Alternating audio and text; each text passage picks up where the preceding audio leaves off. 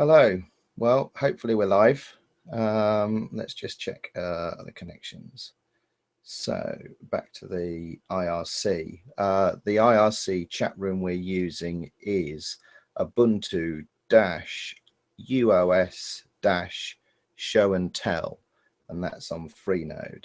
So is there anyone in the Freenode channel who can confirm that they can hear this and see this?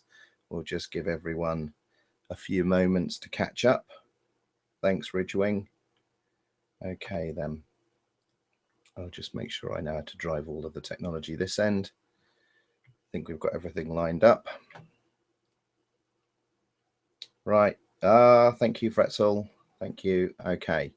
Well, thank you. Right. This is all good. Everyone can hear and see me. So I guess we're good to start. So I will flip the screen share over.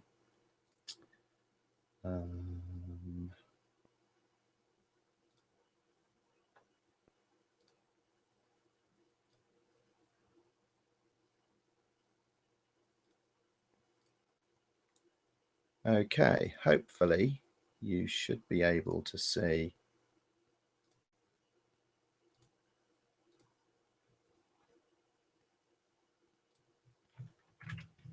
opening slide. You can see but not hear. Okay, I'm sorry that some of you can't hear. Martin does not look like I had mentioned him. Okay, I get that a lot. Right, can you see the slides that are up on the screen share? Someone in IRC just confirm they can see that. Right, thank you very much, Ridgewing. Okay. Right, I'm just going to present these slides first, and then we'll see what questions come up in the IRC. I'm not going to be watching the IRC too carefully whilst I run through these. I gave a similar presentation at OG Camp at the weekend. I managed to run through the slides in about 25 minutes, so hopefully I'll be able to ping through these and then we can get on with some Q&A. So I'm going to talk about Ubuntu Pi Flavor Maker today. It's a long name. I'm Martin Wimpress. I'm the lead developer for Ubuntu Mate, and Ubuntu Pi Flavor Maker is a tool that we developed to bring Ubuntu Mate to the Raspberry Pi 2 for 1504. So what is it? It's a shell script, not a very complicated shell script at that, and it makes Ubuntu images for the Raspberry Pi 2. As I said, it was initially developed for Ubuntu Mate 1504, and it was based on the work from Ryan Finney and Rohith Madhavan, and it uses a traditional DPKG and apt system. So that's what it is. It is not Ubuntu Snappy. It's a traditional system. It's not compatible with the Raspberry Pi 1 because that uses the ARM v6 instruction set, and the Ubuntu archive has availability for ARM64 and ARM v7.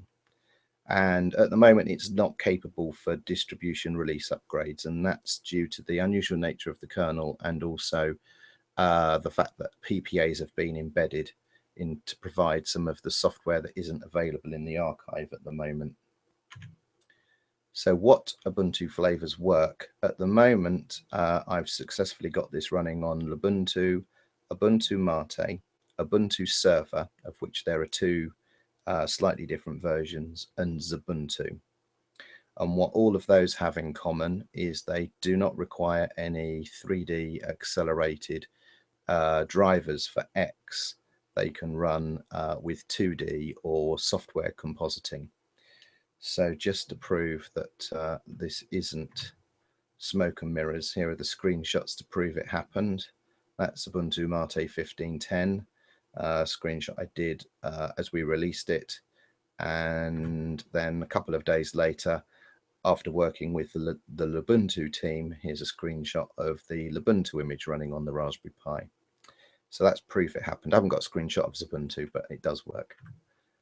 And then what flavors don't work? Well, Kubuntu, Ubuntu GNOME, and Ubuntu Unity don't work. And again, that's down to the fact that at the moment, the only X driver that's available for the Raspberry Pi 2 only offers 2D acceleration, no 3D acceleration.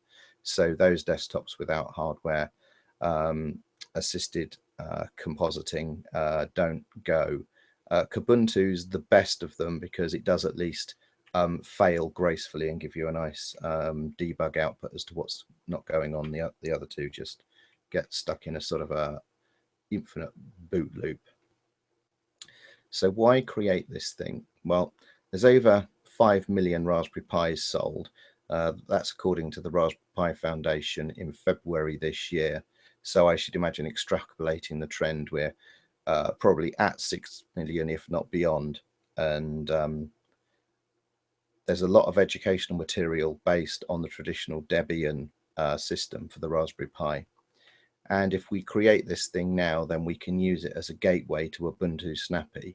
But more importantly, we can fill in the missing pieces that we don't have in Ubuntu yet, and that will be of direct benefit to Ubuntu Snappy. And I'll get on to what that is shortly. With regards to hardware support, in the 15.10 version, we're actually using the Raspberry Pi Foundation kernel and firmware. So not the new Raspberry Pi 2 specific kernel that has been added to 15.10 for Ubuntu Snappy. I'll explain why in a moment. All of the GPIO, I2C, SPI, all of the hardware bits and bobs are all accessible and you can do stuff with that. That was not the case in the 15.04 version. We do have hardware accelerated video playback, so things like H.264 video playback. So the required libraries have been ported, the packages have been ported to a PPA, and things like OMX player work, for example. And there's some areas where that could be improved, and I'll explain what that is. But there is no 3D graphics acceleration currently. So how does it differ from Raspbian? Well, it's Ubuntu as opposed to Debian. And when you compare it directly with Raspbian, the Ubuntu archive has a far, far greater number of packages and software available. The device access, so the hardware access, is controlled via UDEV rules and groups, not just everything being wrapped in sudo. Now, in fairness, Raspbian has addressed this in their new Jessie release, but in the Wheezy release, most things ran with a sudo wrapper in order to get at the hardware. Currently lacks some of the Raspberry Pi software, but I've side ported a lot of the packages. So in addition to the drivers that you need, some of the popular educational software I've also moved over. So things like Sonic Pi for music and sound programming, Scratch, which is a popular tool that's used by Code Club for teaching children principles of developing software development, and also Minecraft Pi, which is not the Java version, it's an embedded version, a bit like the Pocket Edition that was released. One of the big differences is the desktop versions built with Ubuntu Pi Flavor Maker use OEM config on first boot. So this is if you've used the PC version and you've pressed F4 and you've gone through that preparation, you get a first boot where you get to choose your language, locale, date, time, create usernames and all of the rest of it. So unlike other Raspberry Pi operating systems where the username is hard-coded, with the desktop versions here, you actually get to create that yourself. So you get something like Ubiquity to do that first configuration. The caveat there is, of course, the server versions use a hard-coded user account because that facility is not available. How to use it? Well, you git clone the repository. I'm using Launchpad to host the project, and I've used the recently added Git support to Launchpad. Once you've cloned the repository, there's a file build settings, and the top few lines look like this. So it talks about flavor, release, and point, quality, and you edit those to your liking. I'll explain some of those in a moment. And then you just run sudo build image, and then you go and bake a cake and have a cup of tea. It'll take an hour or so to complete, but it will run automatically. And at the end of it, you'll have an image file that you can DD onto a micro SDHC card, plonk into a Raspberry Pi 2 and boot it, and you have a working system. The flavor flag currently supports this list of flavors. So Kubuntu, Lubuntu, Ubuntu, that's Ubuntu Unity. Even though it doesn't work, it actually builds the image. All of the pieces are there. The Ubuntu Minimal and Ubuntu Standard are the two Ubuntu server flavors. So you have a real cut down minimal server version and a more traditional standard Ubuntu deployment, which has a few extra facilities deployed by default. Ubuntu GNOME, Ubuntu Mate, and Xubuntu. So there's probably a couple of flavors we could add to that list. The one that I think of is probably Mythbuntu and Ubuntu Studio, but I don't have the equipment that I could test that with, but it would be trivial to add those. And then the release, currently it supports Vivid, Wiley, and Xenial for the next 16.04 release. And in terms of how it works, this is a high-level overview. It initially creates a base system with deb bootstrap. It then mounts that base system as a ch root. It then apt-gets the minimal system. It then uses apt-get to install the meta packages, and then it injects some Raspberry Pi 2 specific stuff. And then it makes the image with sfdisk, mkfs, and rsync. Let's go and check the IRC and see if there's anything going on there. Question: would Unity 8 work? So just someone has asked, would Unity 8 work? This is a good question. I'll get to that a little bit later on, and I'll try and address that. My answer is I don't know. My other answer is I think it might be possible, and I'll point to the package. Approximate time for an install. Well, to build the actual image, it takes an hour or two. You can build it on a PC, and I'll come to that in just a moment. You can also build it on an ARM7 device as well, an ARM v7 device. It takes between an hour and 2 hours, depending on how fast your internet connection is. In terms of the first boot going through OEM config, that takes about 4 or 5 minutes to complete. So this is how it creates the base system. It first of all apt installs some tools that you need. And the key one here is QEMU user static. That's the tool chain that enables you to build the ch root for ARMHF on an Intel system. So after it's installed all of the requisite tools to actually build an image, it then runs, if you're running it on a PC, it runs QEMU deb bootstrap. The -- arch flag tells it it's a foreign architecture. Tell it what release we want, Wiley.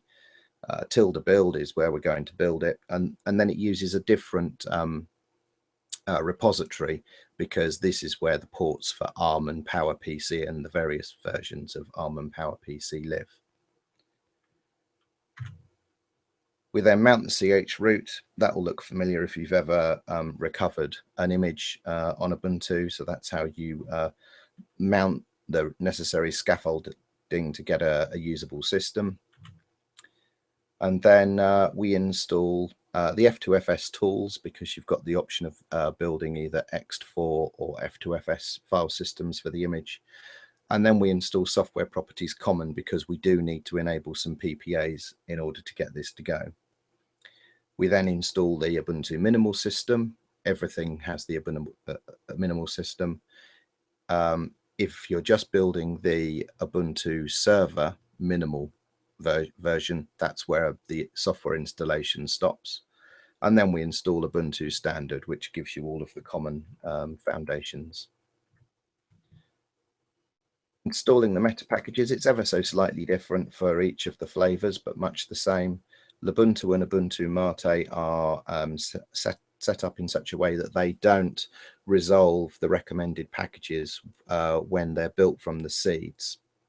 So we emulate that behavior for Ubuntu and Ubuntu Mate. Conveniently, they both have core and desktop packages, so they work the same way.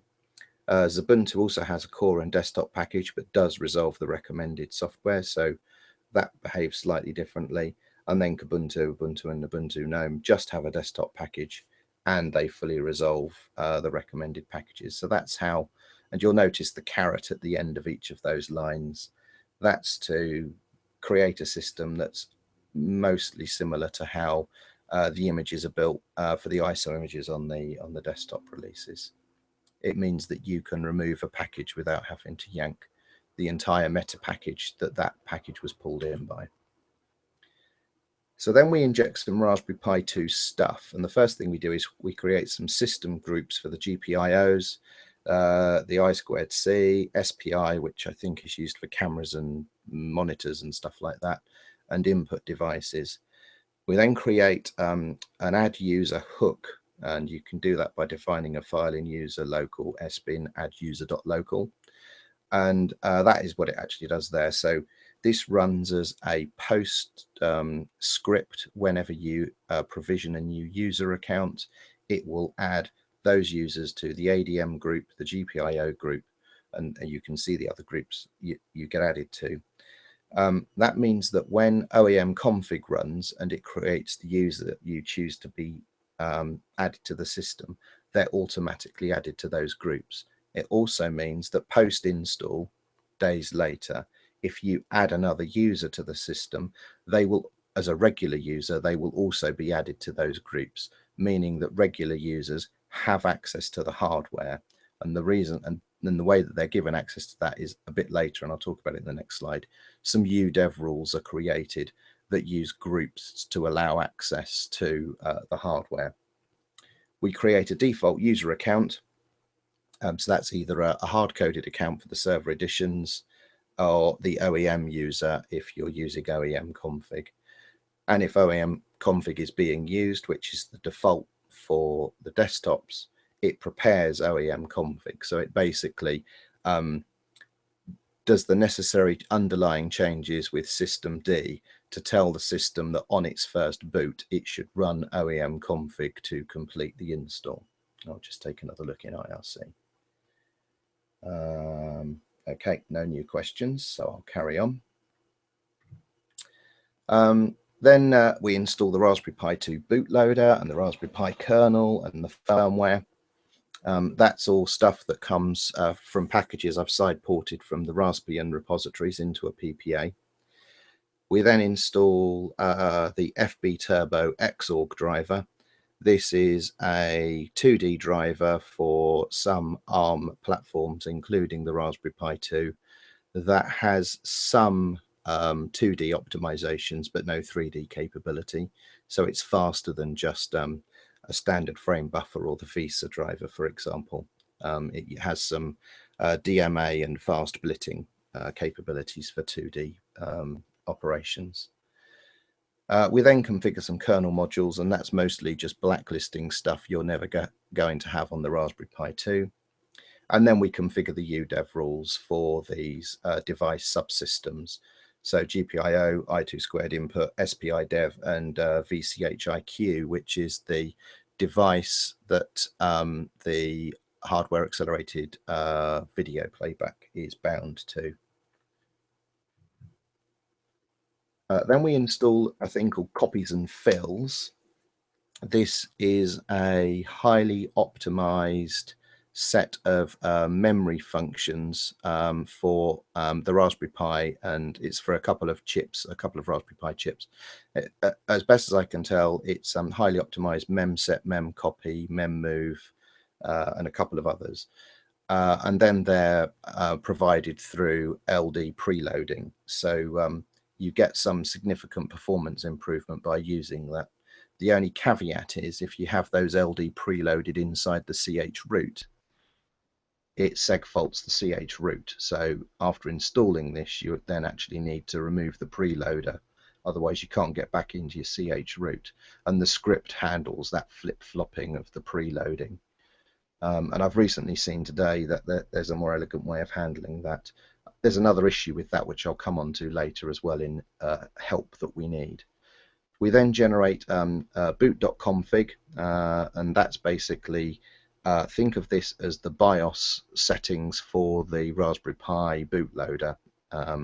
And you tell it in here how to enable HDMI and what speed the memory bus should be enabled at and things like that. We then create the command line.txt, and this is basically the parameters that get passed to the kernel. And then something that's new in 15.10 and has really helped with the stability, we use the fake hardware clock utility to fake date timestamp as the device shuts down and starts up. Without that, there's no battery-backed real-time clock on the Raspberry Pi or the Raspberry Pi 2. So without this, every time you start the Raspberry Pi, it's 1970. And the system really hates that if you shut the system down in 2015 and then it's 1970 again. So with this, what happens is that it stores the current time as the system goes down, and then the next time it boots, it may be days, weeks behind, but at least it's continuous from the last time it was on, and then NTP will kick in and actually sync the clock if you've got an internet connection. And then we clean up any transient files and unique machine identifiers, so that when you make the image, there's nothing on it that can uniquely identify the build machine. So things like SSH keys are flushed, and user directories and things of that nature. Right, I'll just pop into IRC. Nope, no new questions. And then we make the image, and we basically create a big file, either 4 gig, 8 gig, or 16 gig, depending on what you defined in the settings file. Create the partitions in that image file with sfdisk, set up loop devices with low setup, and then make the file systems with mkfs, either mkfs ext4 or mkfs f2fs. And then everything that was in the ch root, we then rsync with a few flags to preserve ownership and what have you over the top of that image. And at that point, you have an image file with all of your applications and software installed. So where is the code? It's all on Launchpad. I've embedded this link at the or the project link in every slide, but the actual code is in this location. If you want to get involved, request membership to the Ubuntu Pi Flavor Makers team. I've been saying we all the way through this, although currently it is just me, but the Ubuntu team have been testing the Ubuntu image, and there's 3 or 4 members of the Ubuntu team who are very keen to see this become a thing. So I'm anticipating at least a couple of them joining the effort fairly soon. In terms of where are the images, the only image that I've actually published is the one for Ubuntu Mate, and that's available from the Ubuntu Mate website, which I didn't correct from off-camp, even though Stuart Language spotted this error. ubuntumate.org/Raspberry Pi, or you can go to the Raspberry Pi download page on the Raspberry Pi Foundation website, and it will take you to the same spot. From there, you can get the Ubuntu Mate version, and like I say, there's a Ubuntu version in testing. Oh, we can't hear you at all.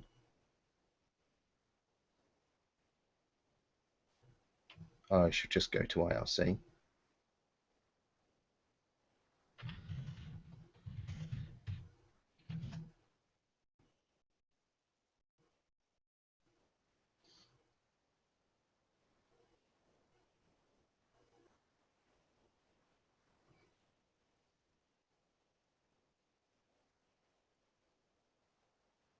Okay.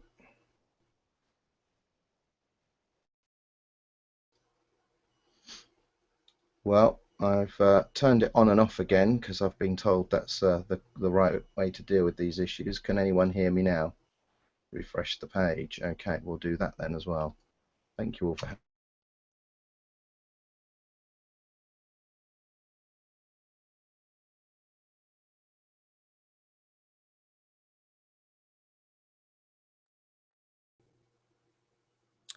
Okay, can you hear me?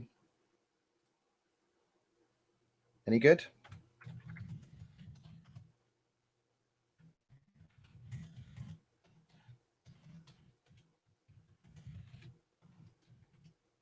Can you hear me or see me? No sound.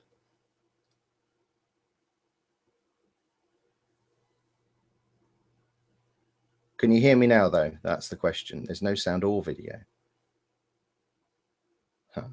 It's their end. Okay, I'm being told that this must be a thing your end. You're live. It's all good. I'm being told it's on their end. Yes, people can hear me. Okay, I'm gonna push on then and assume that some people at least can hear me. I'm sorry for those of you that can't. I will come to. I'll just let IRC know.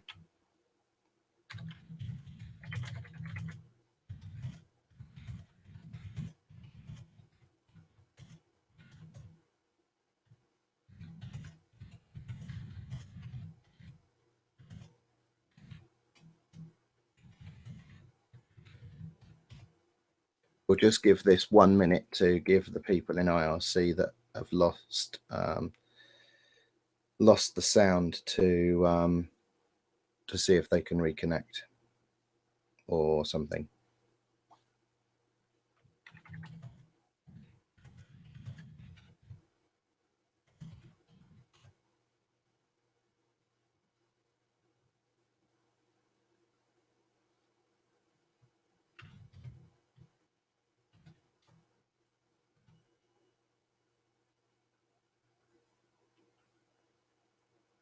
Okay, anyone hear me? Oh, this always happens with Hangouts, doesn't it? Well,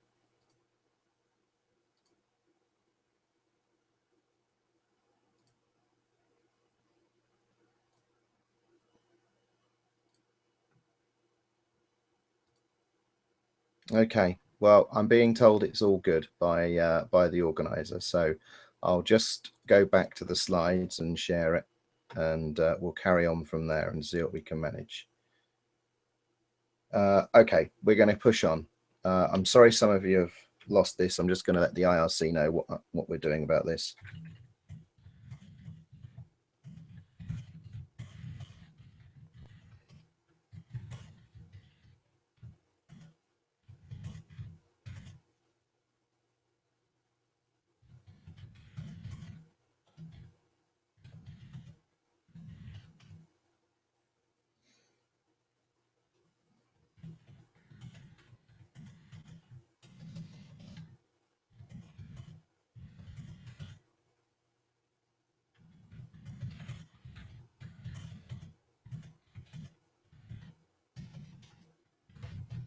Okay, I've just let the people in IRC know that I'm going to push on with the slides, and then I shall come to IRC to complete the presentation.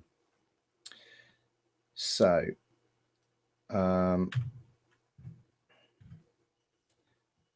do we need help with? Well, there's a utility on Raspbian called Raspberry config, and that enables you to do things like overclock the Raspberry Pi and also resize the file system. So if you've got an image that's made for a 4 gig card, you have a 16 gig card, it will help you automatically expand the file system to 16 gig. There's a GStreamer plugin, GST OMX. The OMX stands for Open Max, and that's the API by which you access the video core hardware accelerated video playback. That fails to build, or rather the Debian source package that's available in Raspbian fails to build in Ubuntu at the moment. If we could find a way to fix that, that would mean that software like Totem and Rhythmbox would be able to play audio and video with the hardware acceleration that's available in the Raspberry Pi 2. I've talked about some of the tweaks like that add user hook. Those are currently being poked directly into the root file system as the image is being built, and it would be much better if those tweaks are actually in a package that's installed into the system so that fixes and modifications can be deployed by way of a package update rather than having to rebuild the image. And the copies and fills, which gives such performance benefits, unfortunately doesn't build on Ubuntu in a PPA. And I think it's the same issue that I see if I enable this and try and chroot into it with QEMU user static. QEMU isn't able to execute some of the instructions, and it's segfaults. And I have a feeling that some, maybe all, of the build systems for ARM that power the PPAs are also using QEMU. So I don't know if we can overcome this one in Ubuntu, and I would like the help from somebody who knows the build system, if there are actually any hardware, real metal building those packages, and so we could get that package built on Ubuntu. We need to identify what's missing. There's a whole host of tools and utilities that the Raspberry Pi Foundation make available, mostly Python libraries. We need to identify which of those we don't have.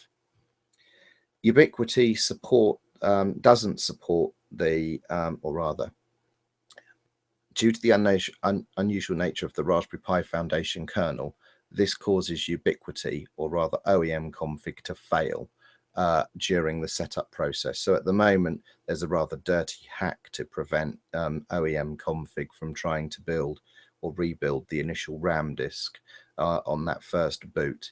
And the options are either add some support to Ubiquity to tell when it's running on a Raspberry Pi Foundation kernel and handle that gracefully, or we migrate to the Snappy kernel that's available for the Pi 2 in 1510 and 1604. The only issue there is that then you need to make sure that the firmware that's available for the Raspberry Pi 2 is matched to the kernel version. And this was why I didn't release the 1510 version using that Snappy kernel, because there is currently a mismatch between the kernel and the firmware, and consequently you don't get the full SOC enabled, and a lot of the hardware facilities are unavailable to you. For example, no sound, no video, and no access to GPIO. We could add the Raspberry Pi firmware packages to the archive. That's not only helpful here, but it would also be of benefit to Ubuntu Snappy, because Ubuntu Snappy lacks access to some of the hardware at the moment. And we could add the driver packages. So, for example, the X driver that I talked about, and the video core libraries for hardware-assisted video and audio playback. These are some nice to haves. OMX Player could be added, support could be added to a utility called YouTube Viewer. The kids that have played with this at Raspberry Pi Jams really want it to do two things. One, they want to be able to play Minecraft, and the other is they want access to YouTube. I've done some work on that, but YouTube Viewer would be a better tool. OMX Player is the accelerated video player for the Raspberry Pi.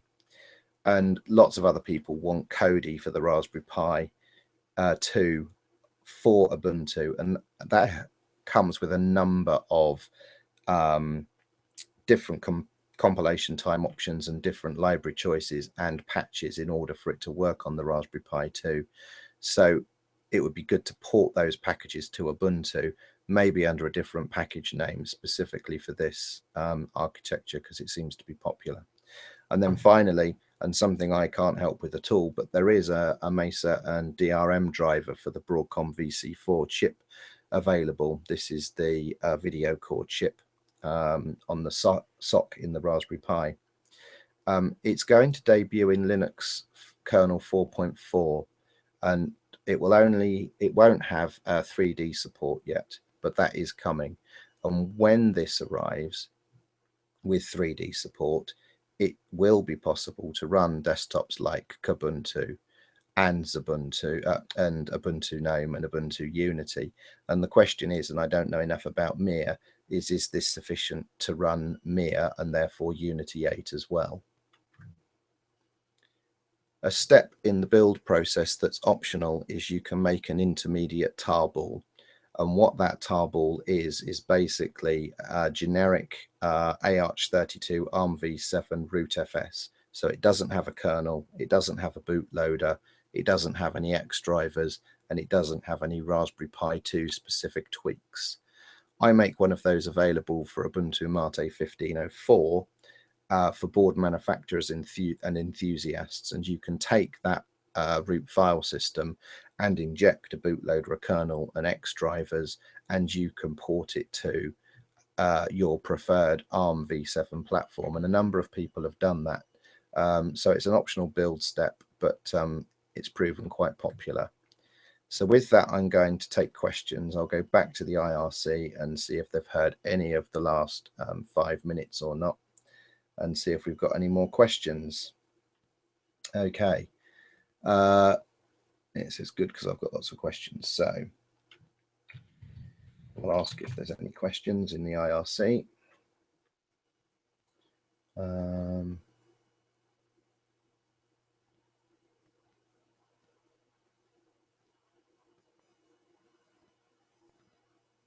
Okay, let's hope this works. Looks interesting.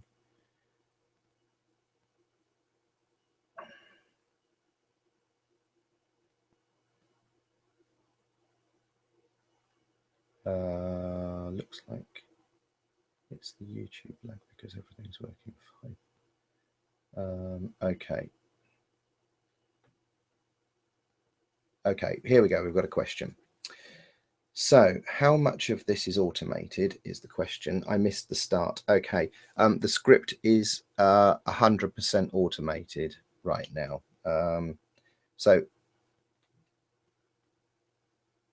okay, I'm going to answer these questions verbally and also and also in the IRC.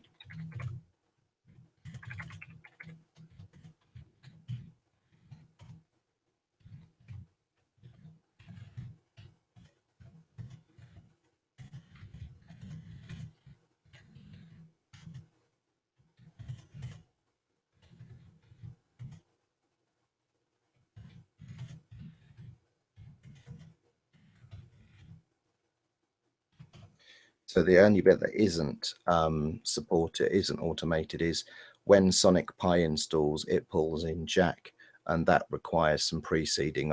Otherwise, you get a dialog prompt to say, do you want the real-time support or not? And I haven't preceded that.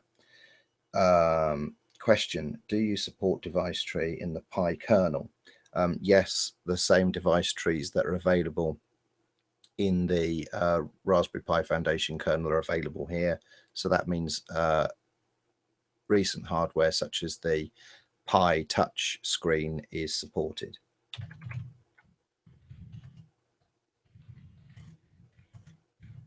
I'm just letting the IRC know that in case they can't hear me.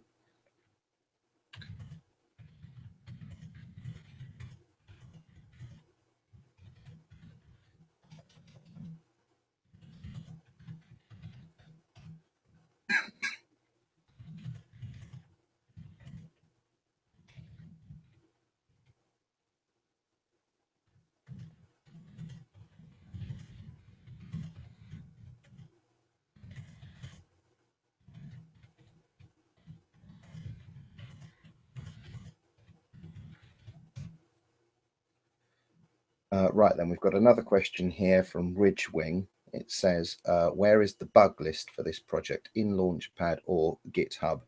So I'm hosting all of this in Launchpad. I just happen to be using Git support that was recently added.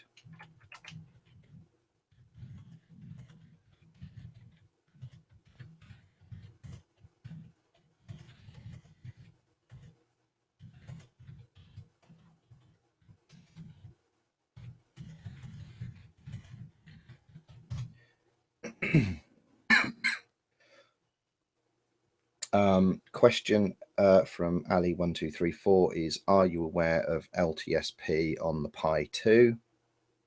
The answer to that question is yes, I am.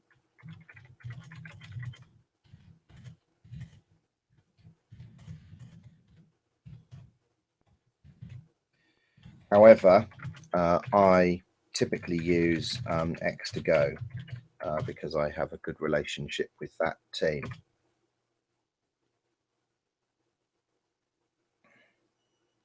Right, and Ridgewing wants the address to the bug list, so I'll include that in the IRC. For those of you that got to see the slides, I suppose I could turn the screen sharing off. There we go. That's the screen sharing off.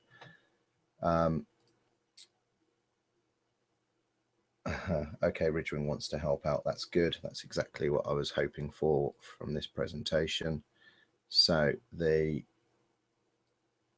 URL for the project is there. I'll paste that into IRC. And then they've said here, did you know that you can boot the Ubuntu kernel over the network from Uboot? I do know it's possible to use Uboot. I haven't done it over the network.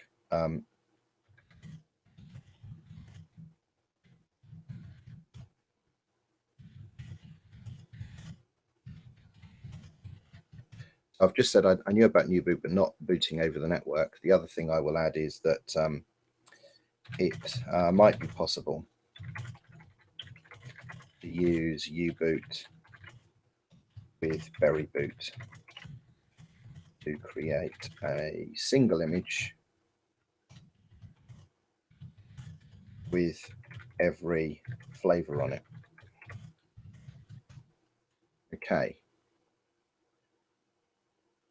Yeah. So Ali clearly knows a lot about the Raspberry Pi 2. I'm saying to him he should join the team. Please join the team.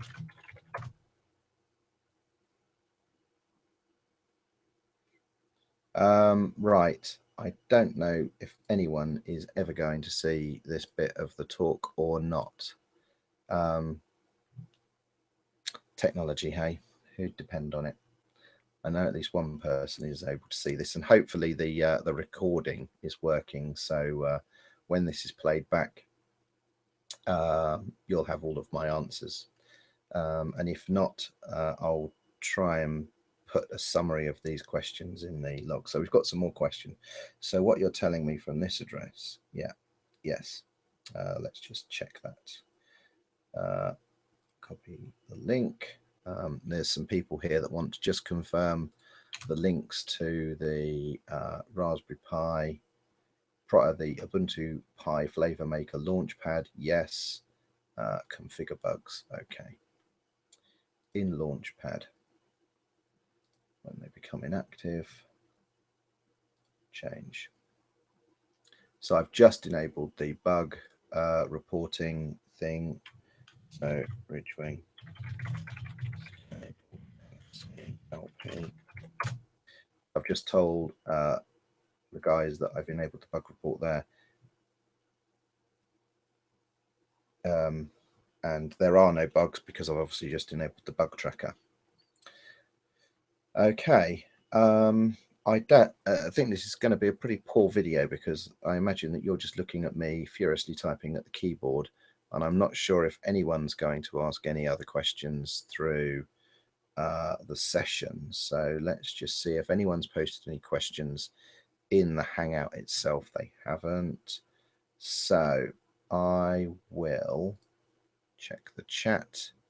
There's nothing in the chat on the Hangout. So I guess the Hangout is kind of finished because now it's going to be any questions.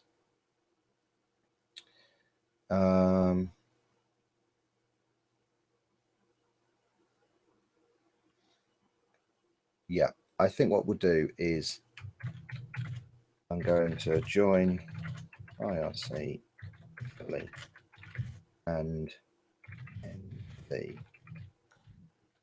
Hangout. Yep. Okay, Jose, if you can hear me, can you stop the broadcast and I'll